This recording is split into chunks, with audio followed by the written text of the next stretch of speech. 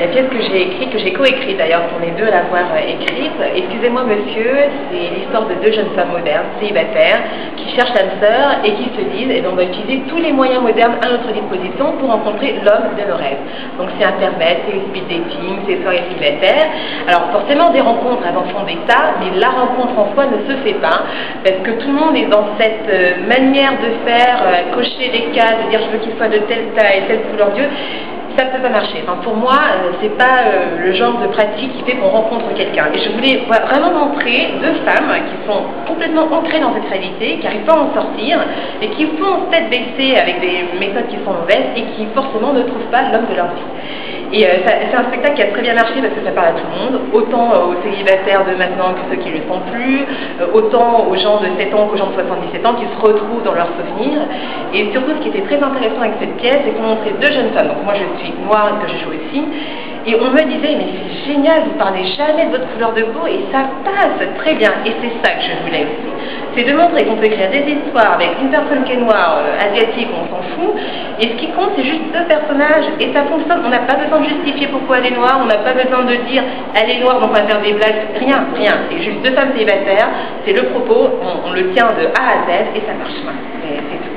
Et pour en revenir à Ezra, c'est vraiment forcément un autre thème, c'est des enfants soldats, c'est dramatique, c'est tragique.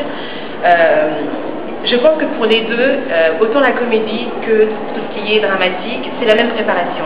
Il faut être convaincu de ce qu'on joue, il faut être dans ces personnages, et même si la comédie c'est plus léger, c'est pas un style, c'est pas le style le plus facile. Faire rire quelqu'un, c'est pas évident.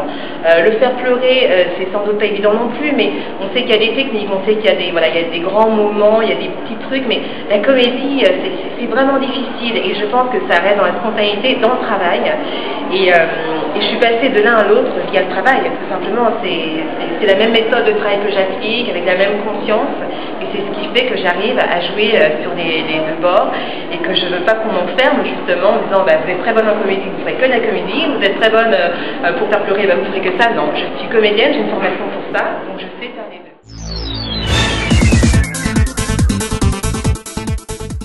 Alors, je viens de terminer le dernier film de Pascal Thomas, Le crime et notre affaire, qui sortira en octobre.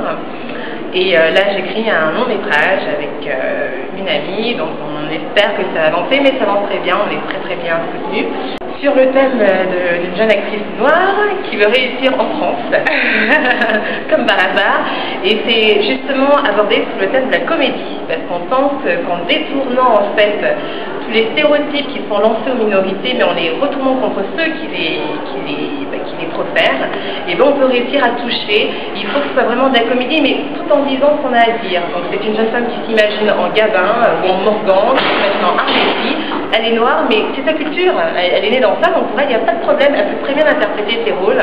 Et par contre, on lui propose toujours des rôles de femme de ménage, on lui demande de prendre l'accent, et dans la vie de tous les jours, on lui dit, mais qu'est-ce que vous parlez bien français, vous n'avez pas d'accent? Eh ben oui, il y a des tas de gens qui vivent encore ça aujourd'hui, et ça, il faut le dire. C'est vrai que c'est drôle en soi, mais ce sont des situations pas toujours faciles à vivre, et on avait envie de faire un film sur ça, parce qu'on vit, nous en tout cas, les minorités, on vit dans ça, et voilà, on s'est dit, allez, il est temps de faire un film quand même qui traite de ça de manière humoristique, mais on va dire ce qu'on a dit.